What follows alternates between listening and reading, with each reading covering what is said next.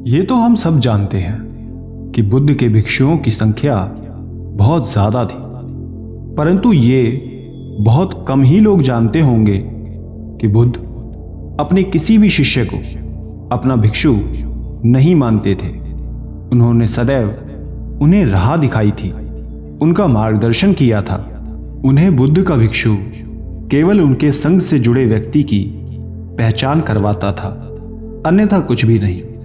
ये हम सभी जानते हैं कि किस प्रकार अंगुलीमाल राक्षस ने पूरे में उस समय तबाही मचा रखी थी। वो किसी को नहीं छोड़ता था, सबको मौत के घाट उतार देता था। लेकिन ये तब तक ही था जब तक वो तथागत बुद्ध से मिला नहीं था। जब अंगुलीमाल का सामना बुद्ध से होता है और बुद्ध के तेज के प्रभाव से होता है, तब वो सभी बुरे कर्म का त्याग कर देता है और उनके आगे झुककर खुशी से उनका शिष्य बनना स्वीकार करता है। और बुद्ध भी अंगुलीमाल को अपने संग में शामिल कर लेते हैं। बुद्ध का भिक्षु बनने के बाद जब अंगुलीमाल उस जंगल से बाहर निकल लोगों के बीच आता है, तब बुद्ध उसका अहिंसक परिचय देते हैं कि अब वो कोई भी हिंसा नहीं करेगा। वो अहिंसक बुद्ध के आश्रम में रहने लगता है, एक बौद्ध भिक्षु का जीवन जीने लगता है। जब भी वो सभी भिक्षुओं के साथ गांव में भिक्षा लेने के लिए जाता, तब अन्य भिक्षुओं को तो गांव के लोग भिक्षा दे देते थे, लेकिन अहिंसक को कोई नहीं देता था। उसे दुत्कार देते थे, लेकिन वो कभी दुखी नहीं होता था, बल्कि अगले दिन पुनः भिक्षाटन के लिए जाता था। एक दिन ऐसे ही वो सभी भिक्षुओं के साथ भिक्षा लेने गया हुआ था, लेकिन उसे देखते ही लोग उसे मारने के लिए उसके पीछे दौड़ते हैं। ये देख एक अन्य भिक्षु भागकर बुद्ध के पास जाकर उन्हें इस बारे में बताता है, और तब बुद्ध स्वयं उसे बचाने के लिए आगे आते हैं। और जब लोग अहिंसक पर डंडे मार रहे होते हैं, तब बुद्ध बीच में आ जाते हैं और वो मार स्वयं खा लेते हैं। जैसे ही लाठी बुद्ध को लगती है, सभी लोग उसे नीचे गिरा उनसे क्षमा मांगने लगते हैं और कहते हैं कि आप क्यों इस हत्यारे को बचा रहे हैं? तथागत, क्या आप ये नहीं जानते कि इसने ना जाने कितने मासूमों को मौत के घाट उतारा है? ये तो पापी है, इसे जीने का कोई अधिकार नहीं। तब बुद्ध सभी लोगों से कहते हैं कि इसने पहले ये सब किया है, ये सब उसके पूर्व के कर्म हैं, लेकिन अब वो किसी भी तरह की कोई हिंसा या हत्या नहीं करता। अब तो वो पूर्ण रूप से अहिंसक बन गया है। ये भी आपकी तरह एक मानव ही है, फिर आप सभी क्यों इसे इस तरह मार रहे हैं? तब गांव के लोग कहते हैं कि ये संभव नहीं हो सकता, यह अंगुलीमाल जैसा राक्षस कभी नहीं बदल सकता। तब बुद्ध कहते हैं कि यदि वो बदला नहीं होता तो अभी किसी में इतना साहस नहीं होता कि इससे लड़ सके और इसके समक्ष आ सके। यह आपकी मार सह रहा है क्योंकि यह बदल चुका है। ये आप पर कोई वार नहीं कर रहा, ये पूरी तरह बदल चुका है, परंतु आप ये देख नहीं पा रहे क्योंकि आप सभी अभी भी इसे पुरानी दृष्टि से देख रहे हैं। यदि ध्यान से देखो तो ये अंगुलीमाल नहीं बल्कि अहिंसक है, तभी ये अब तक इतना क्रोध मार सह रहा है। ये परिवर्तन नहीं तो और क्या है? तभी ये सब सुन भीड़ में से एक स्त्री निकल कर आती है और बुद्ध के पक्ष में बोलते हुए कहती है कि तथागत बिल्कुल सत्य बोल रहे हैं। ये अब पहले वाला राक्षस नहीं रहा, बल्कि ये तो पूर्ण रूप से अहिंसक बन गया है। जो अंगुलीमाल लोगों का रक्त बहाता था, वो ही अब लोगों की पीड़ा को समझने लगा है।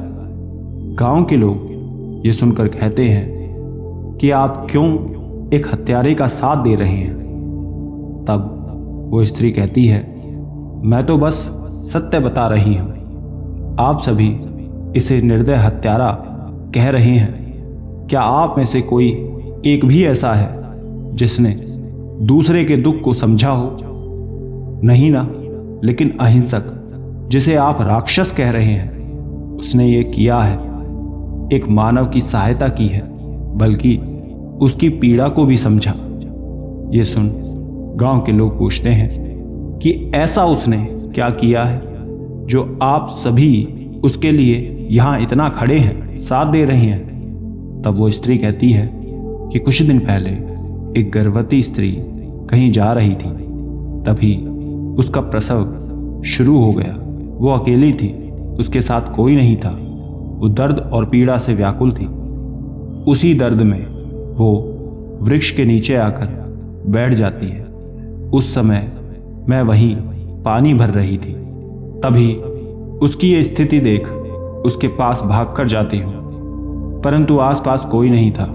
मैं समझ नहीं पा रही थी इसे अकेले छोड़कर कैसे किसी को बुलाऊं। तभी ये भिक्षु कहीं से भिक्षा लेकर लौट रहे थे। हमें इस तरह परेशान देख वो हमारे पास आए और पूछा कि क्या हुआ।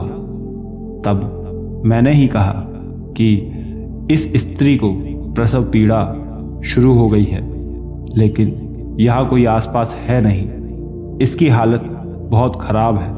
यदि कुछ नहीं किया तो ये और इसका बच्चा दोनों मर सकते हैं, कुछ भी हो सकता है। ये सुन वो भिक्षु कहता है कि ऐसा कुछ नहीं होगा माता, हिम्मत और धैर्य रखें। मैं अभी अपने गुरु से कोई मार्ग पूछ कर आता हूँ, आप यहीं रहना।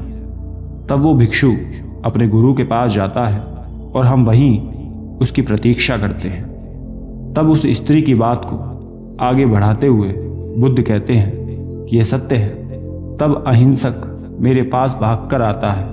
वो उस समय बहुत व्यथित होता है और सारी घटना मुझे बताता है कि एक स्त्री है, प्रसव पीड़ा से ग्रस्त है, उसकी सहायता हेतु कोई मार्ग नहीं दिख रहा। आप बताएं हम क्या करें, समय बहुत ही कम है।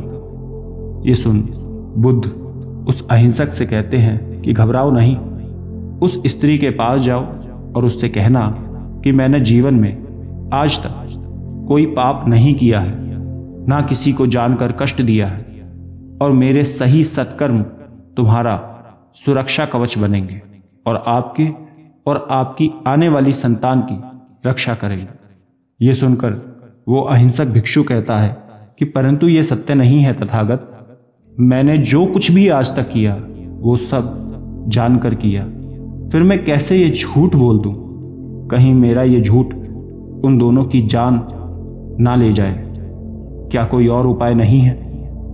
तब बुद्ध कहते हैं कि ठीक है, जाकर ये कहना कि तुम्हारा इस जीवन में ये एक नया और दूसरा जन्म है, और जिस दिन मेरा ये नया जन्म हुआ मैंने सभी बुरे कृत्यों को त्यागा है, कोई हिंसा नहीं की, और उस दिन से मैंने किसी भी प्राणी मात्र को कष्ट नहीं पहुंचाया, और मेरे द्वारा किए गए यही सत्कर्म आपके जीवन की रक्षा करेगा और आपको और आपकी संतान को सुरक्षित रखेगा। बुद्ध की बात सुन भिक्षु आश्चर्य से भर जाता है और कहता है कि हे तथागत, क्या मुझ जैसे पापी के ऐसा कहने से क्या सच में सब ठीक हो जाएगा? क्या मेरे द्वारा किए गए ये सत्कर्म उनकी रक्षा करेगा? भिक्षु की बात सुन बुद्ध कहते हैं क्यों नहीं, अवश्य करेगा, उसमें कोई संदेह नहीं है। ये तुम्हारी अपनी कमाई है, या तो तुम इसे अपने लिए बचाकर रखो या फिर किसी पराये पर खर्च कर दो। बुद्ध के मुख से यह सब बात सुन उस भिक्षु ने एक क्षण भी व्यर्थ नहीं किया और भागकर वापस उस स्त्री के पास गया और उसके समक्ष जाकर दोनों हाथ जोड़कर कहने लगता है कि क्षमा करना माता, आने में थोड़ी देर हुई और आपको ये पीड़ा सहनी पड़ी, लेकिन अब आप निश्चिंत हो जाएं, आपकी सब पीड़ा दूर हो जाएगी। तब मैंने उस भिक्षु से पूछा कि तुम्हारे गुरु ने क्या उपाय बताया, शीघ्र बताओ। तब भिक्षु ने हाथ जोड़ते हुए दोनों आंखों को बंद किया और विनम्र तेज के साथ कहा कि माता, जिस क्षण मैं भिक्षु बना, बुद्ध की शरण में गया, तभी से मैंने अपने सारे बुरे कर्मों को त्याग दिया और तब से लेकर आज तक कभी किसी प्राणी को कष्ट नहीं दिया। यही मेरे नए जन्म जीवन के सत्कर्म है जो आपकी और आपके आने वाली संतान की रक्षा करेगा। उस भिक्षु के इतना कहते ही वो गर्भवती स्त्री उस पीड़ा से मुक्त हो जाती है और उसी क्षण एक शिशु का जन्म होता है। वो एक स्वस्थ शिशु को जन्म देती है और उसके बाद वो भिक्षु उस स्त्री के पति को लेकर आता है और तब वो अपनी पत्नी और संतान को लेकर चला जाता है। इतना कहकर वो भीड़ में खड़ी स्त्री कहती है कि अब आप स्वयं बताएं कि ये कहाँ से एक हत्यारा है, मुझे तो नहीं दिखता। क्योंकि जो मानव दूसरे के दुख को समझता है, उसमें दुखी होता है, वो कैसे किसी को दुख दे सकता है। यदि इस भिक्षु के मन में पाप होता तो वो कब का प्राण त्याग चुकी होती, लेकिन उसने उस प्रसव पीड़ा में भी प्रतीक्षा की, जिससे साफ स्पष्ट ये दिखता है कि ये भिक्षु सच्चा है। तब बुद्ध कहते हैं कि ये सत्य है, इसने जो कुछ भी किया ये उसके पूर्व जन्म का है। वर्तमान में सत्य ये है कि ये जीवन इसका एक नया जीवन है जिसमें ये एक अहिंसक और साफ मन का व्यक्ति है। यदि वो सुधर गया है तो आपको उसे प्रोत्साहन देना चाहिए, ना कि इस तरह मारना या क्रोध करना चाहिए। सभी लोग ये सब सुनकर मौन हो जाते हैं। तब वो भिक्षु अहिंसक कहता है कि इन्हें मत रोकिए तथागत, इनके भीतर मेरे प्रति जितना क्रोध है निकल जाने दीजिए, जिससे इन्हें भी संतुष्टि मिलेगी।